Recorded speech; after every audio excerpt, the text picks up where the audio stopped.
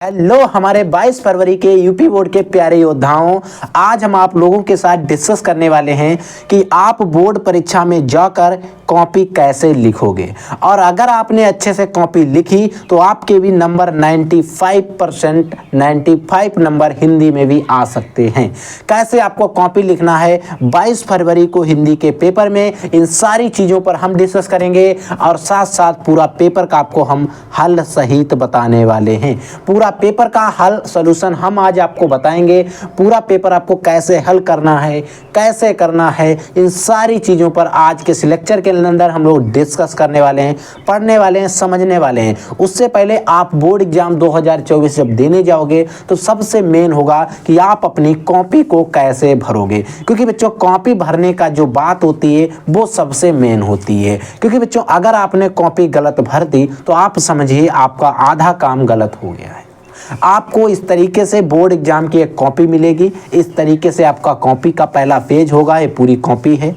इसमें आपको देखिए यहाँ पर पूछा जाता है परीक्षार्थी का अनुक्रमांक अंकन है। देखिए आप अगर पेपर देने जा रहे हैं तो आपका अनुक्रमांकन यानी कि रोल नंबर किस में लिखना है, अंकों में। मान लीजिए जिसका रोल नंबर है 0 1 2 3 4 5 6 7 8 9, ये किसी भी बच्चे का रोल नंबर है। आपका भी जो भी रोल नंबर है पहले उस रोल नंबर को आपको यहाँ पर अंकों में भर देना। फिर कहता है परीक्षार्थी का अनुक्रमांकन शब्दों में। अब आपको शब्दों में कैसे भरना है इस पर ध्यान दीजिए। बहुत से बच्चे क्या करते हैं, यहाँ से इकाई, दहाई, सैकड़ा, हजार, 10,000, लाख, 10 लाख, करोड़, 10 करोड़, अरब, 0 अरब, ठीक है, अरब। अब यहाँ तक 0 को वैल्यू नहीं है, यानी कि इकाई, दहाई, सैकड़ा, हजार, 10,000, लाख, 10 लाख, करोड़, 10 करोड़, यानी कि 12 करोड़ है। ठीक है, अब वो क्या करेंगे, 12 करोड़ लिखेंगे। ऐसा आप ना लिखें, आप चाहें तो 0 की जगह पर यहाँ पर एक और भी बढ़ा लीजिए। ठीक,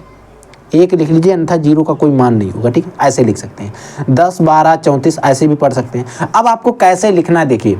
अब अगर आप यहाँ पढ़ोगे इकाई, दहाई, सैकड़ा, हजार, 10,000, लाख, 10 लाख, करोड़, 10 करोड़, अरब, 10 करोड़, 10 अरब, आप लिखोगे 10 अरब, 12 करोड़, 34 लाख, 56,789, ऐसे आपको गलत हो जाए, आप लिख नहीं पाओगे क्योंकि यहाँ पर जगह जो है आपको इतनी ही मिलेगी। तो आप कैसे लिखोगे, यहाँ पर लिखोगे 1,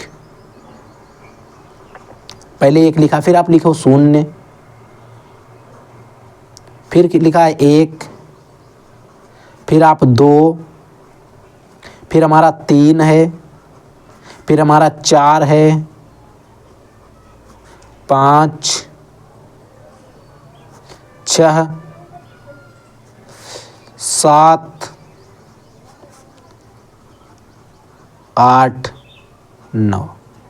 आप इस तरीके से लिख दीजिएगा 1 0 1 2 3 4 5 6 7 8 9। ठीक है, इस तरीके से लिख दिए। यानी कि अब हमारा मतलब है, हमने लिखा है रोल नंबर तो है नहीं किसी का, आपका जो भी रोल नंबर हो, एनीथिंग, आपका जो भी रोल नंबर है यूपी बोर्ड का, वो आप क्या करिएगा, ऐसे लिखकर आप रोल नंबर ऐसे लिख दे, अपने रोल नंबर के अंक लिख देना है नीचे।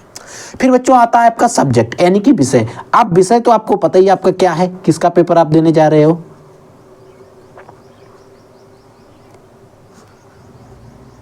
हिंदी का देने जा रहे हो। ठीक है, अब बच्चों प्रश्न पत्र में आप लिखोगे, यहां पर लिख सकते हो केवल या फिर ओनली डाल सकते हैं। अब देखिए प्रश्न पत्र पर अंकित संकेत, जैसे बच्चों यहाँ पर जो प्रश्न पत्र है इस पर अंकित संकेत नहीं दिए गए। अगर हम आपको बोर्ड का एक दूसरा पेपर दिखाएं और उसमें आपको संकेत दिखा दें, 1 मिनट रुकिए, तो देखिए बच्चों यहाँ पर देखिए, यहाँ पर एक पूरा हमारा 2023 का बोर्ड का पेपर है। यहाँ पर 102 जेडीएम दिया गया, यही पेपर संकेत होता है, 102 जेडीएम। ठीक है, यही हमें यहाँ पर लिख देना है, प्रश्न पत्र संकेत। यानी कि आप देखिए 102 जेडीएम तो आप में हो नहीं सकता, आपके पेपर में आप देखोगे यहाँ पर जो कुछ भी हो, 302 जेडीएम। ठीक है, हम लिखेंगे यहाँ पर 302 ब्रैकेट के अंदर लिख देंगे हम जेडईएम। ठीक है, ये हमारा प्रश्न पत्र का संकेत हो गया। ठीक है, अब इस तरीके से अब बात आती है सर परीक्षा का दिन कौन सा है। अब देखिए आपका जो पेपर है वो किस दिन को है, यानी कि उस डेट को दिन कौन सा है, सोमवार है, मंगलवार है, बुधवार है या संडे मंडे, जो भी आप जिससे लिखना चाहें। ठीक है, इस तरीके से। तो आपका जो बोर्ड का पेपर है आपका 22 तारीख को, 22 फरवरी को कौन सा दिन पड़ेगा, मंगल बुध बृहस्पति, आपका पेपर पड़ेगा बृहस्पतिवार को। और बृहस्पतिवार को आप गुरुवार भी लिख सकते हो। तो बच्चों आपका जो पेपर का दिन है, परीक्षा का दिन है, वो आपका गुरुवार है। परीक्षा का तिथि, परीक्षा कितने तिथि को है आपकी? 22 तारीख को है। महीना कौन सा है? दूसरा, क्योंकि फरवरी है 2024। अब बच्चों यहाँ पर पाली आपकी कौन सी रहती है? सेकंड रहती है, क्योंकि आपका सेकंड पाली में ही पेपर होगा, आपने भर दिया। अब बच्चों आपके परीक्षा केंद्र का नाम, अब परीक्षा केंद्र जहाँ पर आपका पेपर हो रहा है वो आप जो भी आपका पेपर हो, केंद्र हो, वो आप लिख देना 1 से Z तक। ए भी यानी कि एनीथिंग, आप कोई भी आपका जो भी परीक्षा केंद्र का नाम है जहां आप पेपर देने जा रहे हो, कौन सा? जहां पर आप पेपर देने जा रहे हो, ठीक है, जहां पर आप बोर्ड का एग्जाम देने जा रहे हो, वहां का जो केंद्र, परीक्षा केंद्र होगा, आपको जो एडमिट कार्ड मिलेगा, प्रवेश पत्र मिलता है, उस पर दिया रहता है। वहां से आप यहाँ पर सारी चीजें फिल कर सकते हो, भर सकते हो, ठीक है, वहां पर आपको सारी चीजें मिल जाएंगी। अब देखिए यहाँ पर ध्यान दीजिए, कक्ष निरीक्षक भरे। अब यहाँ पर लिखा है कक्ष निरीक्षक भरे, उपयुक्त प्रविष्टियों में निरीक्षक किया जाए। देखिए अब मतलब यहाँ पर है आपको यहाँ पर कोई भी चीज भरना नहीं है। अब बच्चे क्या करते हैं, परीक्षा कक्ष संख्या यानी कि एग्जाम रूम नंबर भर देते हैं, ठीक है, कोई दिक्कत नहीं, आपने भर भी दिया। लेकिन यहाँ पर आपको कोई भी चीज भरने की जरूरत नहीं है, क्योंकि यहाँ पर जो भी चीज है वो आपका बोर्ड एग्जाम, जो एग्जामिनर आपका परीक्षा कक्षक लगा होगा, यानी कि आपके परीक्षा कक्षक में जिसकी ड्यूटी होगी वो सारी चीजें फिल करेगा। आपको नहीं भरना है, आपको अपना यहाँ पर रोल नंबर भरना है, अंकों में, शब्दों में, पेपर आपको भरना है, प्रश्न पत्र भरना है, अंकित संकेत भरना है, परीक्षा का दिन भरना है, तिथि पाली भरना है, और आपको परीक्षा केंद्र का नाम। इतनी चीजें आपको सिर्फ और सिर्फ पेपर में भरनी है, ठीक है। अब इतना भरने के बाद अब जैसे ही आपको अब अपना पेपर है जो उसको हल करना है। देखिए बच्चों अब हम अपने पेपर को सॉल्व करते हैं। देखिए अब बच्चों हमारा पहला क्वेश्चन दिया गया खंड खादे। हम जब जैसे हमको कॉपी मिलेगी वहां पर बोर्ड एग्जाम में, जैसे हमको एक कॉपी मिलेगी बच्चों, हम लेंगे कॉपी और उसका पहला पेज करेंगे ओपन।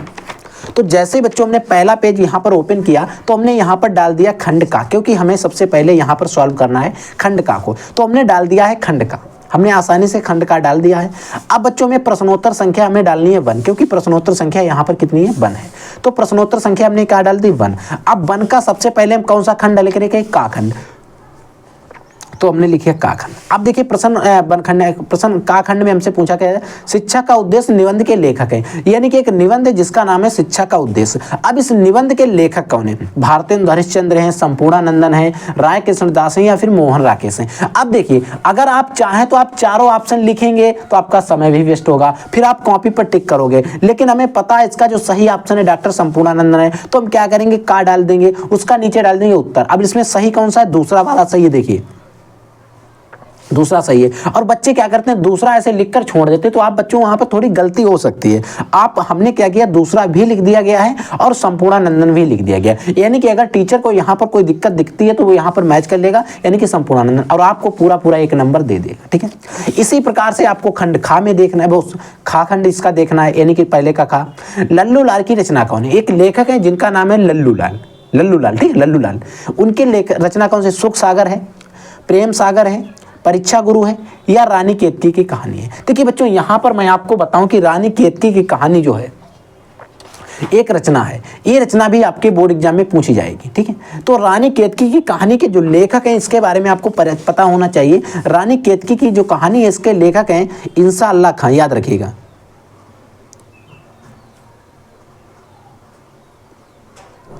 इंसा अल्लाह खां, याद रखिएगा। यानी कि रानी केतकी की जो कहानी है इसके जो लेखक है इंसा अल्लाह खां है, क्योंकि ये पूछा जाएगा। अब इसीलिए मैंने आपको बता दिया, क्योंकि मैं सुनता हूं आपका कोई भी क्वेश्चन वहां पर आए वो छूटे ना। अब बात आती है लल्लू लाल की रचना कौन सी है, तो बच्चों इनमें से सही जो है हमारा, हमें पता है दूसरा वाला ऑप्शन सही है। तो हमने कैसे लिखा, देखिए हमने लिखा खाखंड और दूसरा हमारा प्रेम सरोवर सही है, प्रेम सागर सही है, हमने ऐसे लिख दिया। आपको ये नहीं करना, सारे विकल्प नोट करो फिर क्वेश्चन नोट करो, आपको नहीं करना है क्योंकि पेपर है आपके पास, ठीक है। अब बच्चों देखिए अगला है, अगली है पर्दा कहानी के लेखक हैं। बच्चों एक कहानी है जिसका नाम है पर्दा। अब पर्दा कहानी के लेखक कौन है, प्रेमचंद्र हैं, जयशंकर प्रसाद जी हैं, या अमरकांत हैं, या फिर यशपाल हैं। तो बच्चों एक पर्दा हमारी कहानी है, इस पर्दा कहानी को किसने लिखा है, तो पर्दा कहानी को लिखा है यशपाल के द्वारा। हम कैसे लिखेंगे, यहाँ पर देखिए हमारा गा खंड में है और उसका चौथा वाला ऑप्शन सही है यशपाल, ठीक है, क्योंकि चौथा ही हमारा इसका सही है यशपाल, और हमने यहाँ पर लिख दिया चौथा हमारा यशपाल, ठीक है। इसी प्रकार से घा देखिए, आवारा मसीहा के रचनाकार हैं, यानी कि एक रचना है जिसका नाम है आवारा मसीहा। आवारा मसीहा के रचनाकार कौन है? तो बच्चों अगर हम आपसे बताएं कि आवारा मसीहा के जो रचनाकार हैं वो कौन है, तो बच्चों आवारा मसीहा जो एक रचना है इसके विष्णु प्रभाकर हैं, रामवृक्ष बेनीपुरी हैं, या राहुल सत्यार्थन हैं, या रंगे राव हैं। तो बच्चों आपको पता होना चाहिए आवारा मसीहा जो रचना है वो विष्णु प्रभाकर की, किसी की है बच्चों? आपके जो विष्णु प्रभाकर हैं इनके द्वारा लिखी गई है। तो हमारा पहला ऑप्शन सही है, हमने पहला लिखकर ऐसे लिख दिया, ठीक है। अगला देखिए, अगला बच्चों बाणभट्ट की आत्मकथा के लेखक हैं। एक रचना है जिसका नाम है बाणभट्ट की आत्मकथा। इस बाणभट्ट की आत्मकथा के लेखक कौन है? महावीर प्रसाद द्विवेदी हैं, सरदार पूर्ण सिंह जी हैं, या वासुदेव शरण अग्रवाल हैं, या हजारी प्रसाद द्विवेदी। यहाँ पर आपको ध्यान देना है, हजारी प्रसाद द्विवेदी और महावीर प्रसाद द्विवेदी में ध्यान रखना है, क्योंकि प्रसाद द्विवेदी, महावीर, हजारी, क्योंकि लगभग सेम निकलता है, ठीक है। तो आपको यहाँ पर याद रखना है, ध्यान देना है, क्योंकि जो बाणभट्ट की आत्मकथा है इसके जो लेखक हैं बच्चों वो डॉक्टर हजारी प्रसाद द्विवेदी जी हैं। कौन है? डॉक्टर हजारी प्रसाद द्विवेदी। तो हमारा चौथा वाला ऑप्शन सही है इसका, ठीक। तो इस तरीके से अब बच्चों आगे हमारा पेपर में क्वेश्चन नंबर 2, यानी कि क्वेश्चन नंबर 2। अब हमारे पास यहाँ पर कुछ लाइनें बची, 1 2 3 4 5, 3-4 लाइनें बची। अब हम क्या करें, यहीं से क्वेश्चन डाल दें नंबर 2? नहीं डालेंगे, हम न्यू पेज से नया क्वेश्चन डालेंगे, ठीक है। ये चीज आपको याद रखना है। हमने यहाँ पर डाला प्रश्नोत्तर संख्या 2, क्योंकि खंड इकाई चल रहा है, ठीक है। अब बच्चों हमने डाल दिया प्रश्नोत्तर संख्या 2। अब हमें पहला क्वेश्चन पढ़ना है। कामायनी किस युग की रचना है? एक रचना है बच्चों जिसका नाम है कामायनी। द्विवेदी युग की है, छायावादी युग की है, भारतेंदु युग की है, या प्रगतिवादी युग की? अब बच्चों यहाँ पर कामायनी किस युग की रचना, इसके बारे में हमसे बोर्ड एग्जाम में पूछा गया है, तो कोई टेंशन नहीं है। इससे पहले आपको एक क्वेश्चन इसके बारे में और पता होना चाहिए, कामायनी जो है रचना किसकी है। तो बच्चों जो कामायनी एक रचना है, एक रचना किसकी है? ये रचना बच्चों आपको पता होना चाहिए, रचना जो जिसको कामायनी की रचयिता जो है वो हमारे जयशंकर प्रसाद जी।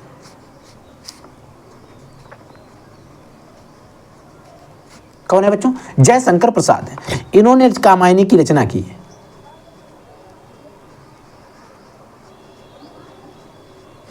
ठीक है।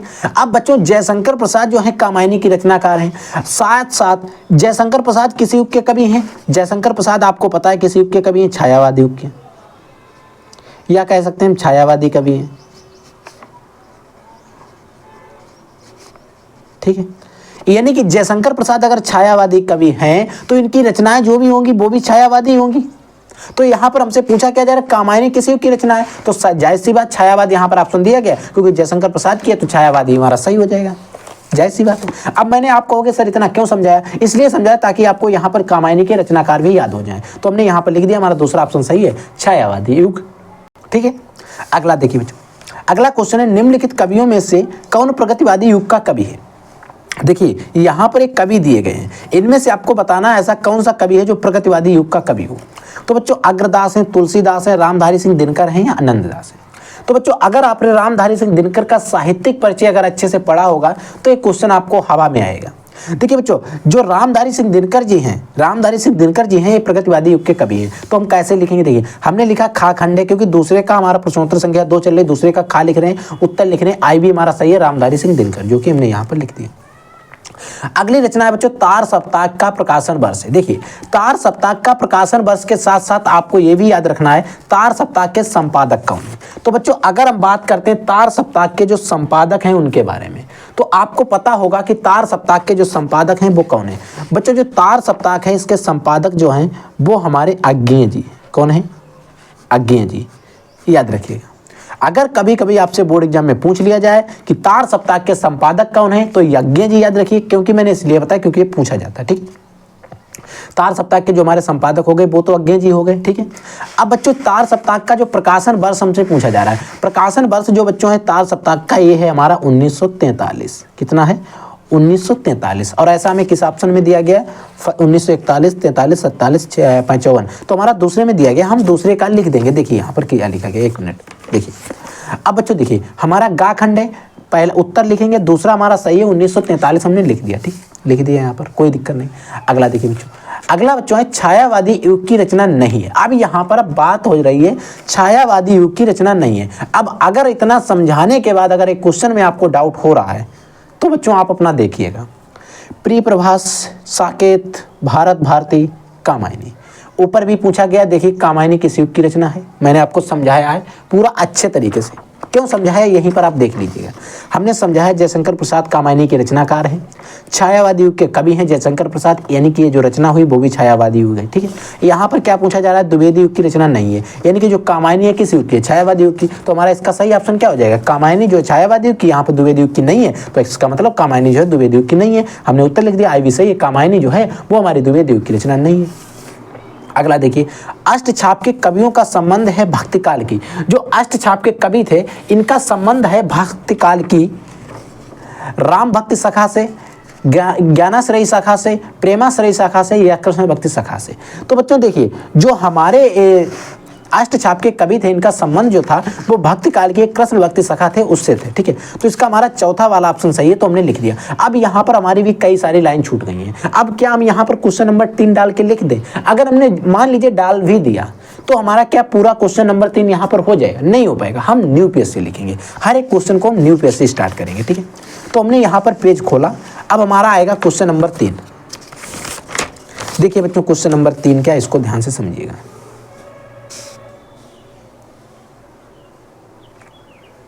देखिए बच्चों, क्वेश्चन नंबर 3 दिया गया जिसमें आपको दिए गए गद्यांश आधारित निम्नलिखित प्रश्नों का उत्तर दीजिए। आपको 2 गद्यांश दिए गए, 1 और 2, ठीक है। इनमें 5 क्वेश्चन दिए गए, 1 2 3 4 5, और प्रत्येक क्वेश्चन 2 नंबर का है, यानी कि 10 नंबर के, ठीक है। अब हमसे पूछा गया धरती माता के कोख में जो अमूल्य निधियां भरी हैं, यानी कि धरती माता के कोख में जो अमूल्य निधियां भरी हैं जिनके कारण वह वसुंधरा कहलाती है, जिसके कारण क्या कहलाती है, वह वसुंधरा कहलाती है, उससे कौन परिचित ना होना चाहेगा। लाखों करोड़ों वर्षों से अनेक प्रकार की धातुओं को पृथ्वी को पीस कर अगणित प्रकार की मिट्टियों से पृथ्वी की देह को सजाया है।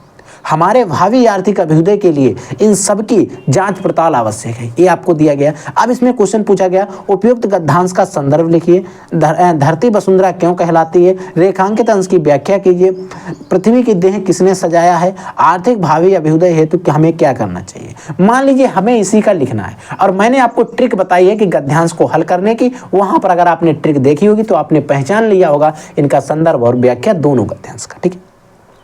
तो प्रस्तुत गद्यांश हमारा जो है किस पार्ट से लिया गया? तो बच्चों आपने यहाँ पर धरती हो गया, कोख हो गया, अभ्युदय हो गया, ये कुछ वर्ड हमने आपको बताए थे। अगर ये वर्ड किसी भी गद्यांश में आते हैं तो आप समझिएगा वो गद्यांश जो है हमारा वो राष्ट्र के स्वरूप नामक चैप्टर से अद्भुत है, यानी कि उससे लिया गया। साथ साथ इसके जो राष्ट्र का स्वरूप नामक एक चैप्टर है उसके जो लेखक है वो हमारे वासुदेव शरण अग्रवाल हैं। अब हम इसको कैसे लिखेंगे, कॉपी पर देखिएगा ताकि आपको अच्छे से क्लियर हो जाए। हमने डाला यहाँ पर प्रश्नोत्तर संख्या 3। अब हम जिसको हल कर रहे हैं उसकी एक से ऊपर का एक पैराग्राफ पूरा लिख देंगे। यहाँ पर देखिए, जो धरती माता के कोख में जो हमने डॉट डॉट करके इसके लास्ट का लिख दिया, ठीक है, इसके लास्ट का, इन सबकी जांच पड़ताल आवश्यक है, इन सबकी जांच पड़ताल आवश्यक है, ताकि क्योंकि यहाँ पर 2 दिए गए। अब एग्जामिनर क्या समझेगा आपने किसका लिखा है, ताकि हमने उसको हिंट दे दिया है कि हम सर इसका लिख रहे हैं, आप ये देख लेना। अब बच्चों देखिए, हम लिखेंगे उत्तर। अब उत्तर सबसे पहले हम किसका लिखेंगे, इसका जो पहला वाला दिया गया है इस पहले वाले का लिखेंगे। उपयुक्त गद्यांश का संदर्भ लिखिए। देखिए हमने क्या लिखा, प्रस्तुत गद्यांश राष्ट्र का स्वरूप नामक शीर्षक से उद्गृत है, यानी कि प्रस्तुत जो आपका गद्यांश दिया गया है एक हमारा पाठ है जिसका नाम है राष्ट्र का स्वरूप, उससे क्या है, उसका शीर्षक है और उसी से उद्गृष्ट है। इसके जो लेखक हैं याद रखिएगा, अगर आप गद्यांश को हल कर रहे हैं तो वहां पर आप लेखक शब्द यूज करेंगे, अगर आप पद्यांश को हल कर रहे हैं तो वहां पर आप रचयिता या फिर कवि शब्द यूज करेंगे, और इसके लेखक जो है वासुदेव शरण अग्रवाल है, ठीक है, हमने लिख दिया। अब देखिए क्वेश्चन नंबर 2 में हमसे पूछ रहा है धरती वसुंधरा क्यों कहलाती है। अब देखिए धरती वसुंधरा क्यों कहलाती है, रेखांकित अंश की व्याख्या कीजिए, पृथ्वी के देह को किसने सजाया, आर्थिक भावी अभ्युदय है तो हमें क्या करना चाहिए। इन सारे के आंसर आप इसी गद्यांश के अंदर मिल जाएंगे। आपको ये नंबर फ्री के होते हैं, ऐसे समझिएगा।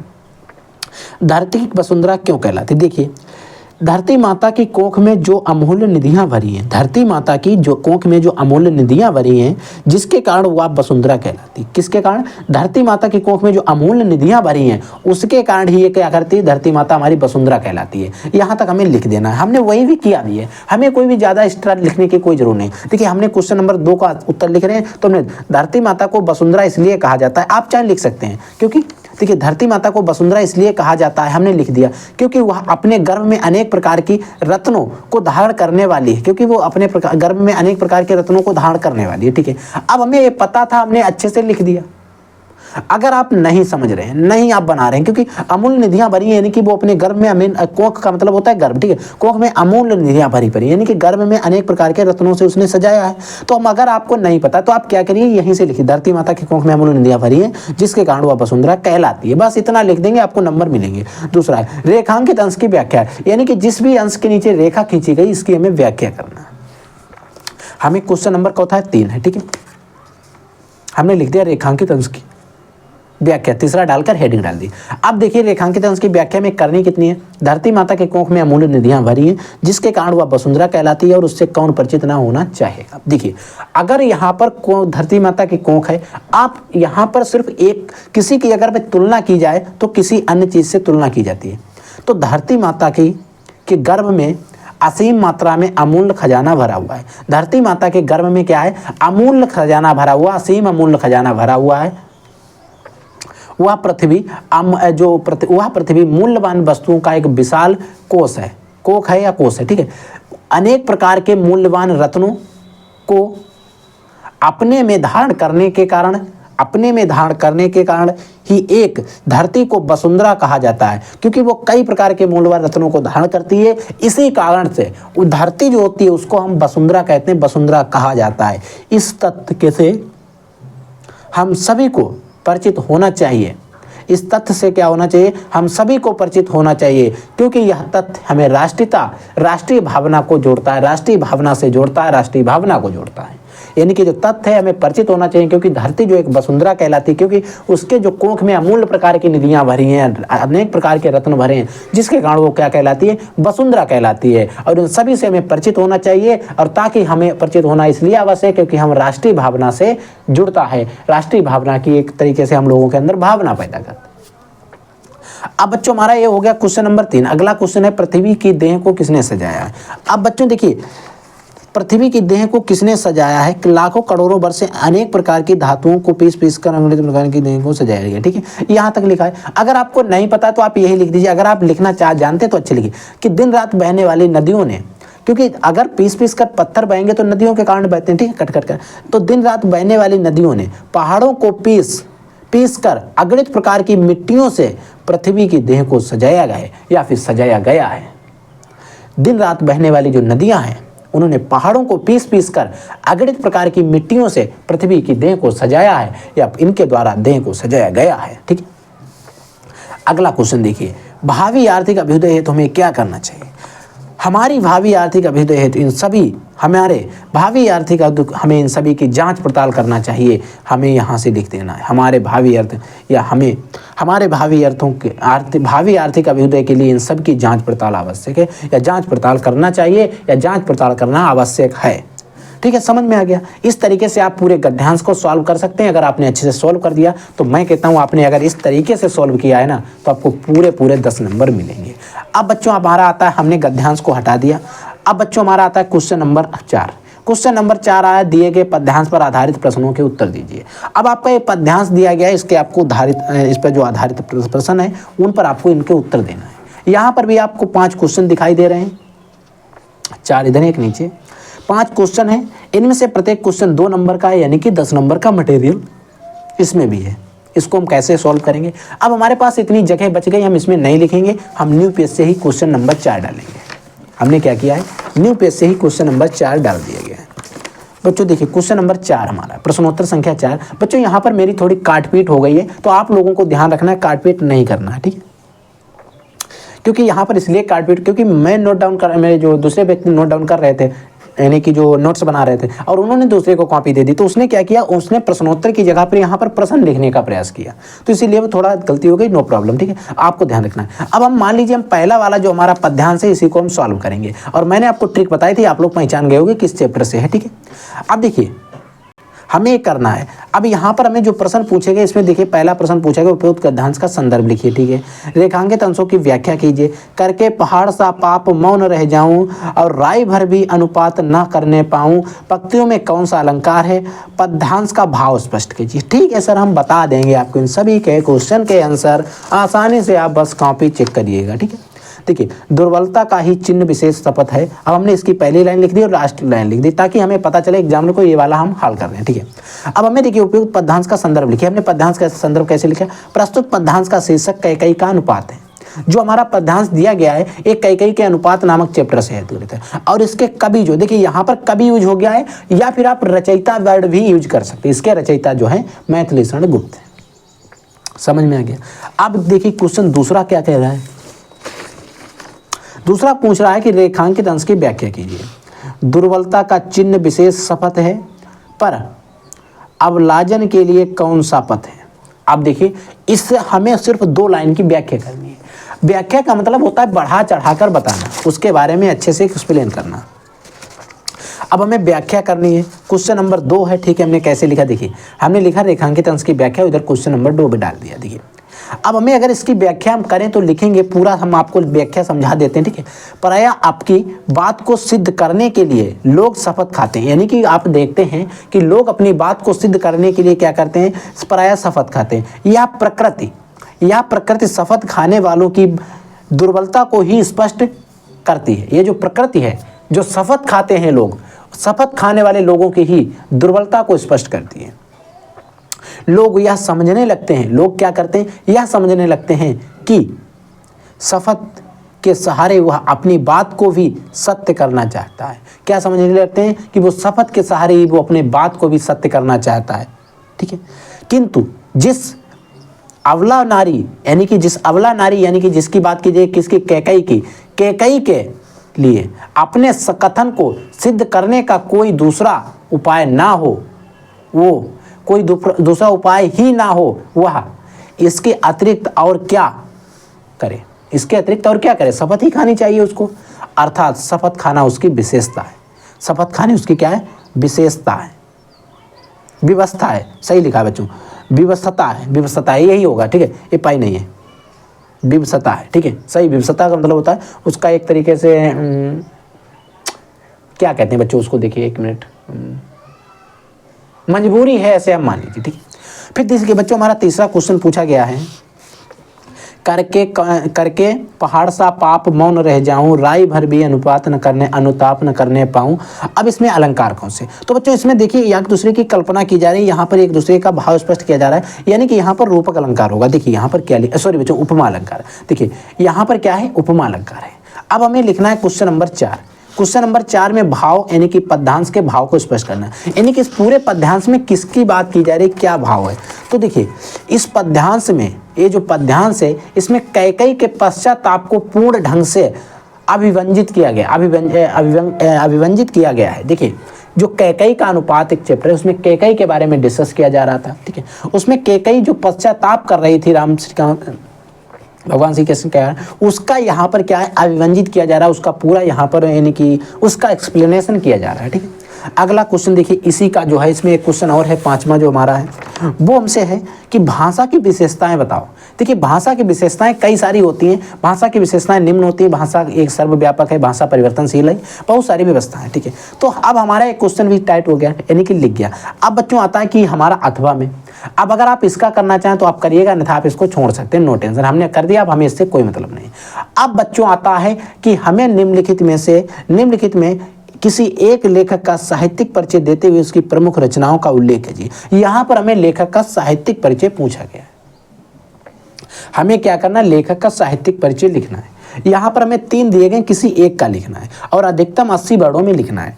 आचार्य हजारी प्रसाद द्विवेदी, डॉक्टर APJ अब्दुल कलाम, वासुदेव शरण अग्रवाल। आपको इन 3 में से किसी एक का लिखना है। देखिए बच्चों मैं चाहता तो आपको इसी वीडियो में बता सकता हूँ, ठीक, लेकिन मैंने क्या किया है, इससे पहले वीडियो अपलोड कर चुका हूँ इन्हीं से रिलेटेड। तो वासुदेव शरण अग्रवाल का जीवन परिचय मैं आपको लिखने को बताऊंगा, कैसे लिखना है वो सारी चीज़ें आपको मिल जाएगा।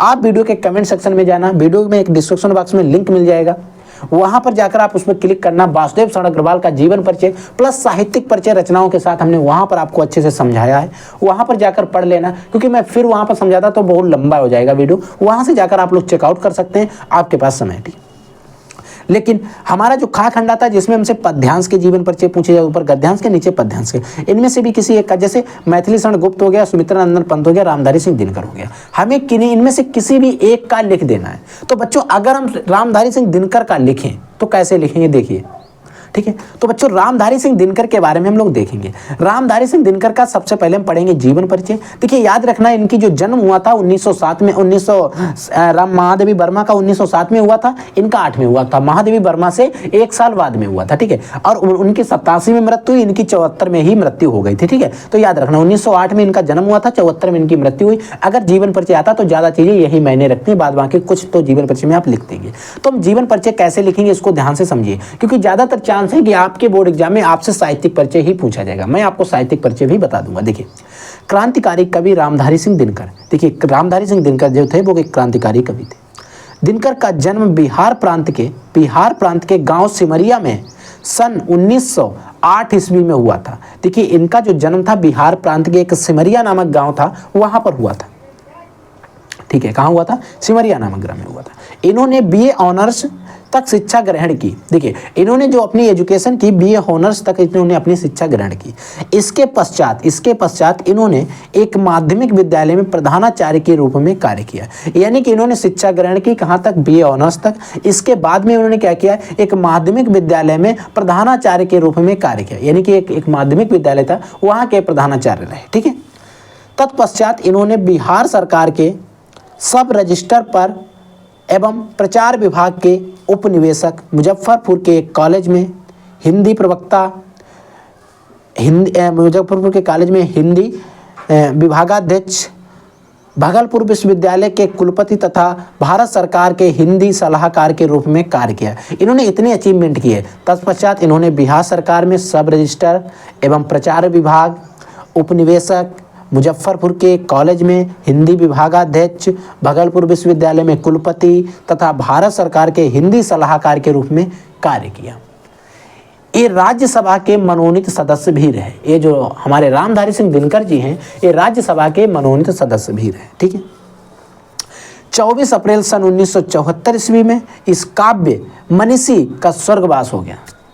इनका जो मृत्यु हुई 24 अप्रैल सन 1974 में। ये जो काव्य मनीषी था, यानी कि एक बहुत ही काव्य के जो विशेषज्ञ थे, यानी कि क्रांतिकारी एक हमारा कवि था जिसका नाम था रामधारी सिंह दिनकर जी, उनका निधन 1974 ईस्वी में हो गया, ठीक है। अब बच्चों इनका निधन हो गया, ये इतना हमें जीवन परिचय में लिखना है, ठीक है। अगर जीवन परिचय पूछा जाता है, अगर आपको साहित्यिक परिचय पूछा जाता तो कैसे लिखेंगे? देखिए ये हमारा रहा इसका साहित्यिक परिचय।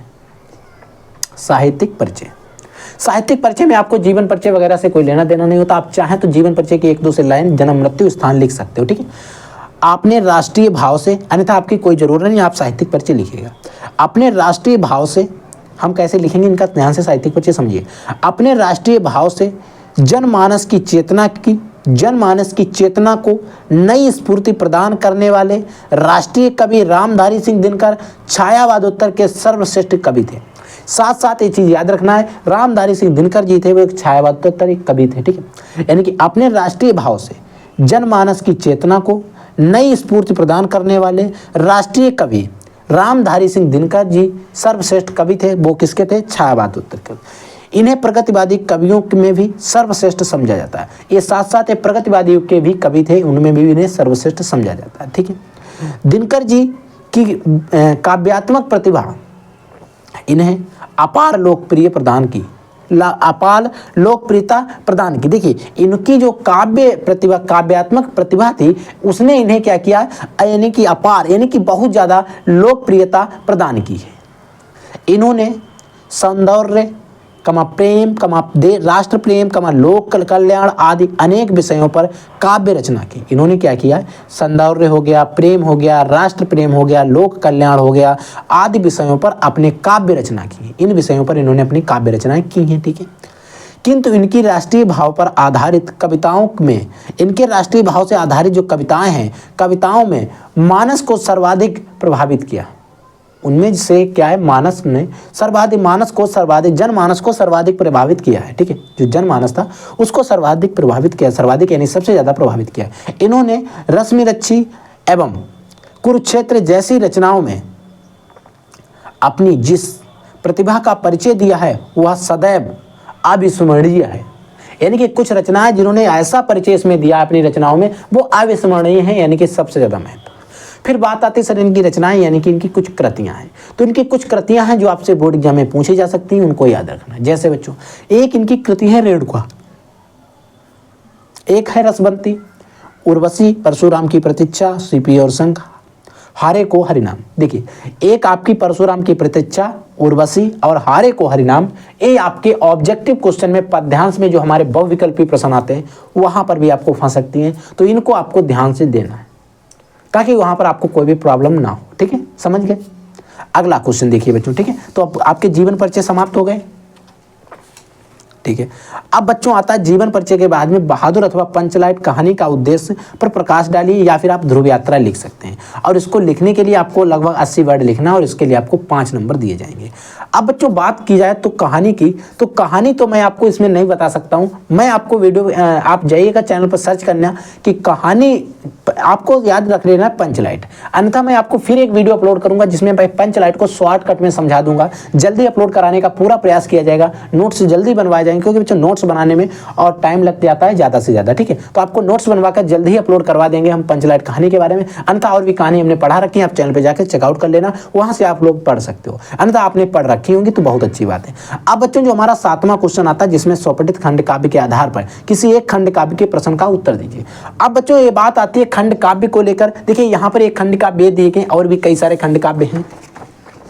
ये देखिए खंड काव्य दिए गए, इनमें से आपका जो भी खंड काव्य हो वो आपको लिखना है। लेकिन होता क्या है, हर एक जिले में हर एक डिस्ट्रिक्ट में अलग अलग है। तो आप क्या करिएगा, आपका जो भी जिला है, आपका जो भी जिला है उस जिले को वीडियो के डिस्क्रिप्शन बॉक्स में आपको कमेंट कर देना है, या कमेंट सेक्शन में कमेंट कर देना। डिस्क्रिप्शन बॉक्स में नहीं जा सकते आप लोग, सॉरी। ठीक है, कमेंट सेक्शन में आपको कमेंट कर देना है। वहां पर मैं आप कमेंट कर देना अपने जिले का नाम, और मैं वहां पर आपको रिप्लाई दे दूंगा कि आपको कौन सा खंड काव्य पढ़ना है, कौन सा नहीं पढ़ना है। क्योंकि बच्चों अगर मैं आपको बता दूंगा हमारे पास 75 जिले हैं, उन सभी के बच्चे हैं। ठीक है, अब बच्चों बात आती है हमारा जो खंड खा आता है उसका। खंड खा में आता है संस्कृत। अब बच्चों संस्कृत को समझने के लिए आपको पता है कि संस्कृत का जो पोर्शन है वो हमारा 14 नंबर का आता है, जिसमें एक क्वेश्चन आपको गद्य खंड की तरह दिया होता है और एक क्वेश्चन हमारा पद्य खंड की तरह दिया होता है, और दोनों हमारे 14 नंबर के होते हैं, एक एक 7-7 नंबर के होते हैं। इसमें हमसे पूछा जा रहा है दिए गए संस्कृत गद्यांश में से एक का संदर्भ हिंदी में अनुवाद कीजिए। देखिए संदर्भ बताना है किस पाठ से लिया गया है और उसका अनुवाद करना है हिंदी में, क्योंकि इसमें कवि तो होते नहीं, लेखक तो होते नहीं। ठीक है, तो आपको याद रखना है इसका कैसे करना है, वो मैं आपको जल्दी वीडियो दिवा दूंगा, अपलोड करवा दूंगा, आपको मिल जाएगा, या लाइव सेक्शन चलवा दूंगा, वहां पर आपको बता दिया जाएगा। लेकिन आपके लिए जल्दी ही आएगा, क्योंकि संस्कृत में आपको टाइम लगेगा, क्योंकि हर एक चीज को अच्छे से समझाना पड़ेगा। ठीक है, और मैं आपको लिखकर बता देता तो भी वो अच्छी बात नहीं है। ठीक है, अगला बच्चों आता है निम्नलिखित मुहावरों में से किसी एक का अर्थ लिखकर वाक्य में प्रयोग कीजिए। अब बच्चों यहाँ पर आपको मुहावरे बताना है, किसी एक मुहावरे का अर्थ लिखकर वाक्य में प्रयोग करना। जैसे तलवार की धार पर चलना। तलवार की धार पर चलने का मतलब होता है अत्यधिक कठिन रास्तों पर चलना। ठीक है, ढाका सा जवाब देना, दाल में काला होना। जैसे बच्चों दाल में काला होना, यहाँ पर आपको शब्द का अर्थ भी लिखना और वाक्य में प्रयोग। जैसे बच्चों दाल में काला होने का मतलब ये होता है किसी पर शक होना, किसी पर शक होना, किसी व्यक्ति पर शक होना, तो इसका अर्थ हो जाएगा। साथ साथ इसका वाक्य प्रयोग अगर हम बात करें तो मेरा जो फ्रेंड है मैं उस पर कुछ शक है क्योंकि वो हमसे झूठ बोल रहा है, क्योंकि रिजल्ट को लेकर या फिर आप किसी भी पर्सनल चीज को लेकर उस पर हमें शक है क्योंकि वो हमसे झूठ बोल रहा है, इसीलिए क्योंकि वो दाल में कुछ काला है। ऐसा आप वाक्य प्रयोग कर सकते हो। ठीक है, तो आपको पता है जो हमने आपको इसके मुहावरे पढ़ा रखे हैं। ठीक है, अगला बात तो नमक मिर्ची लगाना। नमक मिर्ची लगाने का मतलब होता है कि किसी को हुस्का देना, नहीं किसी को हुस्का देना, क्योंकि दो व्यक्तियों में अगर लड़ाई हो गई है तो वो क्या करते हैं, एक दूसरे को हुस्का देते हैं। क्या करते हैं, हुस्का देते हैं, ऐसा नहीं होगा, ये उसने तुमको गाली दी थी, नहीं नहीं तुम भाग गया, उसने तुमको गाली दी थी, ऐसे हुस्का देते हैं। वो आपको मारेगा, ऐसे बहुत से आप लोग गाँव में देखते हैं तो गाली देते हैं। ठीक है, हुस्का देते हैं। तो इस तरीके से इसका जो है वाक्य प्रयोग हो जाएगा। अब बच्चों ये जो हमारा खंड जो क्वेश्चन नंबर 10 है हमारा नया इंक्लूड हुआ है आपके सिलेबस में, इसी साल आया है, पिछले वर्ष से नहीं था। यहाँ पर जो है 5 नंबर का आता है, इसके स्थान पर आपके विभक्ति और वचन चले गए हैं, संधि विच्छेद चले गए हैं, ये आपके सिलेबस से हटा दिया गया है। अब आपको क्या करना रहता है, इसमें थोड़ा आपको मेहनत करनी रहेगी, आपको पूरा गद्यांश जो गद्यांश दिया गया है इसको पढ़ना रहेगा। पूरा अच्छे से पढ़ोगे तभी आप इन तीनों क्वेश्चन के आंसर दे पाओगे। अगर आपको पहला आता तो पहला दीजिए, अन्यथा आपको दूसरे में चांस दिया जाता है, दूसरा दे सकते हो। इसको मैं आपको जल्दी हो सकेगा तो इसका वीडियो अपलोड करवा दूंगा, वहाँ पर बता दूंगा, क्योंकि इसमें थोड़ा टाइम लगेगा, ठीक है। तो फिर वीडियो 1 से 2-3 घंटे का हो जाएगा, तो फिर ज़्यादा लेंदी हो जाएगा, ठीक है। मैं आपको एक टॉपिक जो क्वेश्चन नंबर 10 है अच्छे से समझा दूंगा, क्योंकि फिर वहाँ पर टाइम, इसमें होता है क्या बच्चों, अगर मैं आपको शॉर्ट में समझाने का प्रयास करूँ, ये जो आपको यहाँ पर दिया गया है इस पूरे को पढ़ना है, क्योंकि आपके सिलेबस से नहीं हो सकता है, कहीं से भी आ सकता है, ठीक है। तो यहाँ पर क्या होगा, आपको जो दिया गया इन्हीं से आपको छांटना है क्वेश्चन। जैसे अप्रतिम मंच प्रस्तुत का क्या अर्थ है, स्पष्ट कीजिए। अब इसी में इसका अर्थ छिपा है, इसका अर्थ जो है वो इसी में छिपा है, तो इसी से आपको इसके अर्थ लिखने हैं। पहला क्वेश्चन 1 नंबर का, दोनों नीचे वाले दोनों 2-2 नंबर के, ठीक है। तो नाटक को सामूहिक विधान क्यों कहा जाता है, देखिए नाटक को सामूहिक विधान क्यों कहा जाता है, ऐसा आपको बताना है। तो इस तरीके से आपको इनके सारे क्वेश्चन लिख देना है, ठीक है।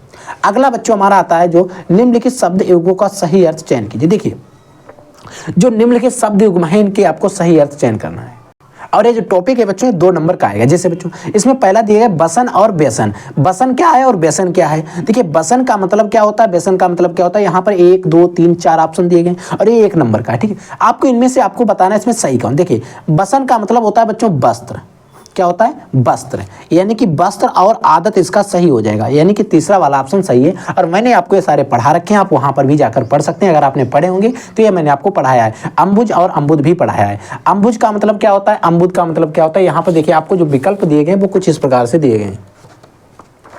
देखिए यहाँ पर पहला विकल्प दिया गया बादल और समुद्र, जल और कमल। यहाँ पर दिया गया कमल और बादल, और आपका समुद्र और कमल दिया गया। देखिए बच्चों आपका जो अंबुज होता है एक कमल का पर्यायवाची, किसका पर्यायवाची है, कमल का पर्यायवाची है। और अंबुज जो है बच्चों ये आपके बादल का पर्यायवाची है। यहाँ पर देखिए क्वेश्चन नंबर जो 3 है, जो हमारा दूसरा था, इसका तीसरा वाला ऑप्शन जो है वो सही है। कौन सा, दूसरा वाला ऑप्शन सही है, ठीक है।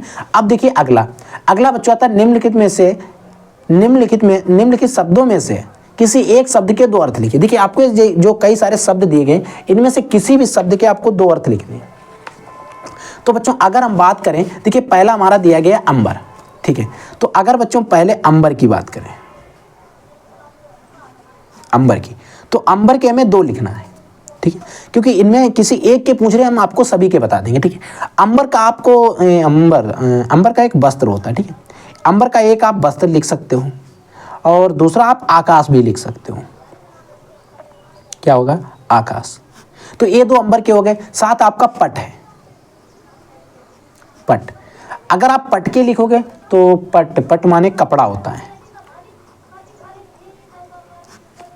कपड़ा हो गया। और दरवाजा भी होता है, पट माने बच्चों दरवाजा भी होता है, दरवाजा, ठीक है। ये 2 हो गए। अब बच्चों आता है विधि। अगर हम विधि की बात करें, विधि का एक तो पहला हो जाएगा तरीका ही।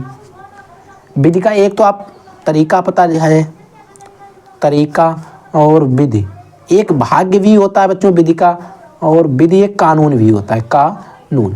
तो आप भाग्य चाहे भूल जाएं, लेकिन विधि का तरीका और कानून तो आपको याद ही होगा, ठीक है। अगला बच्चों हमसे पूछा जा रहा है नांग का, नांग का।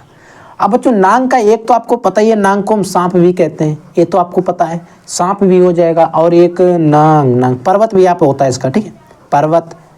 और एक नांग एक जाति भी होती है, एक जाति भी नांग होती है, ठीक है, तो वो भी लिख सकते हैं। कोई 3 में से आप कोई एक लिखते हैं। अगर आप, हाँ 3 है जो, इनमें से आप 3 में से कोई भी आप एक लिख सकते हो, ठीक है, तो कोई दिक्कत नहीं है। तो आपको पता होगा इनमें से आपको क्या करना है, कैसे लिखना है, ठीक है।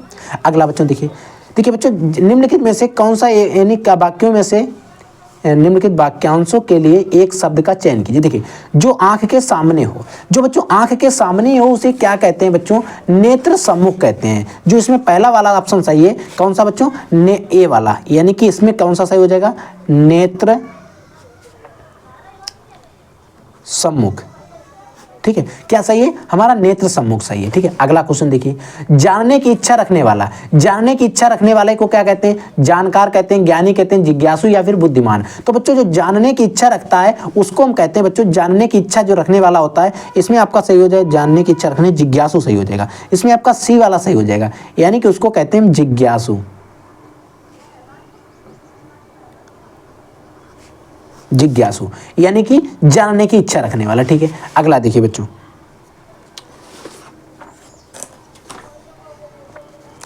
देखिए तुम तो कुर्सी पर बैठे हैं, देखिए तुम तो कुर्सी पर बैठे हैं, ऐसे नहीं, अच्छा नहीं लग रहा है। अगर इसको हम शुद्ध करके लिखें, कैसा, शुद्ध,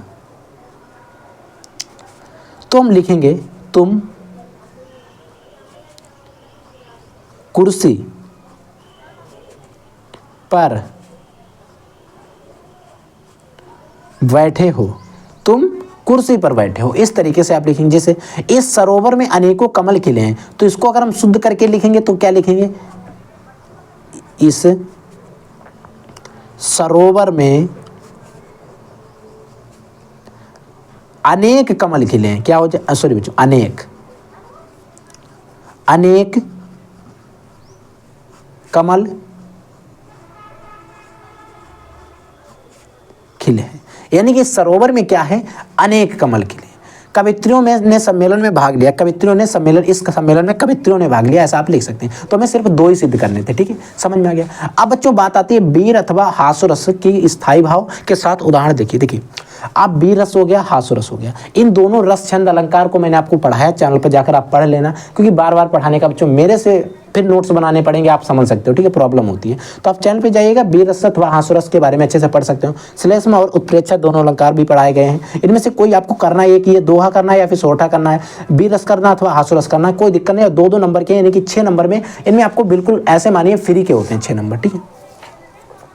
अगला है बच्चों, बैंक में खाता खुलाने के लिए प्रबंधक को आवेदन पत्र, प्रार्थना पत्र लिखना है। देखिए अगर आपको किसी बैंक में खाता खुलाना है तो उसका जो प्रबंधक है उसे आवेदन पत्र यानी कि प्रार्थना पत्र लिखना है। तो आप कैसे लिखोगे, देखिए कैसे लिखा जाता है प्रार्थना पत्र, मैंने आपको बता दिया। आप चैनल पे जाइएगा, वहां पर आपको प्रार्थना पत्र लिखने की ट्रिक मिल जाएगी, वहां से आप पढ़ सकते हो।